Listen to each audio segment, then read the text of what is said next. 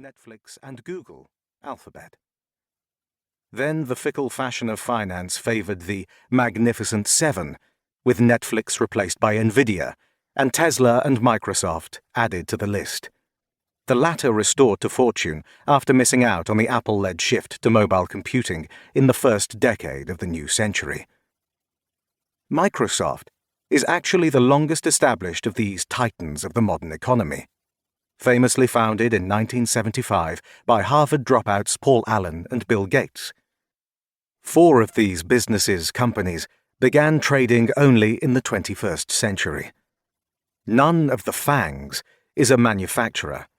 I will explain Apple later. The employees of these companies are not the laboring poor, victims of class oppression. Many hold degrees from prestigious universities. I will come back to Amazon later.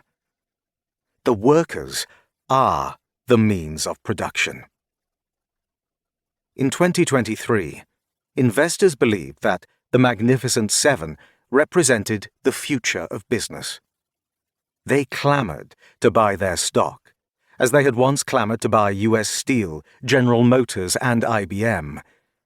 And these investors are likely to be right, for a time. But experience suggests the dominance of the Seven is likely to be as transitory as that of the large businesses of earlier generations.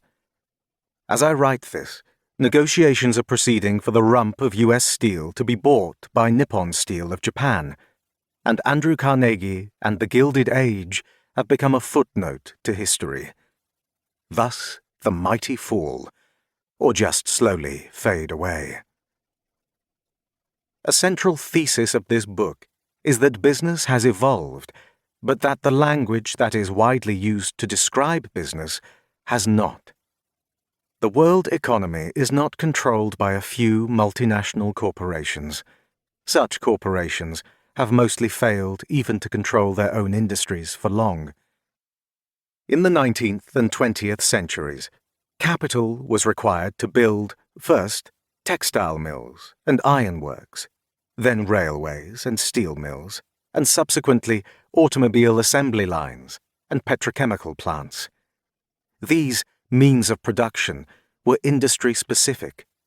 There is not much you can do with a railway except run trains along it, and if you want to be an engine driver, you need to seek employment with a business that operates, but, as I will explain, does not necessarily own, a track and a train.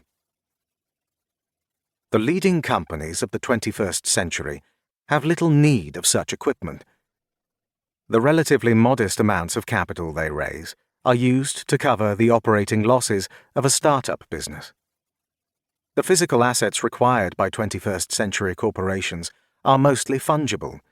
They are offices, shops, vehicles, and data centers, which can be used in many alternative activities.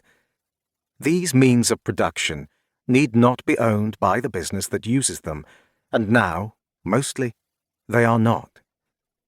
Thus, the owners of tangible capital, such as real estate companies and vehicle lessors, no longer derive control of business from that ownership.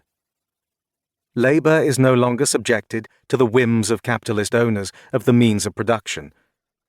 Often, workers do not know who the owners of the physical means of production are, or who the shareholders of the business they work for are, and they don't know because it doesn't matter. They work for an organization that has a formal management structure, but whose hierarchy is relatively flat and participative. Necessarily so. In modern businesses, the boss can't issue peremptory instructions to subordinates, as Andrew Carnegie and Henry Ford did, because modern bosses don't know what these instructions should be. They need the information, the commitment, and, above all, the capabilities which are widely distributed across the organization. The modern business environment is characterized by radical uncertainty. It can be navigated only by assembling the collective knowledge of many individuals and by developing collective intelligence, a problem-solving capability which distinguishes the firm from its competitors and even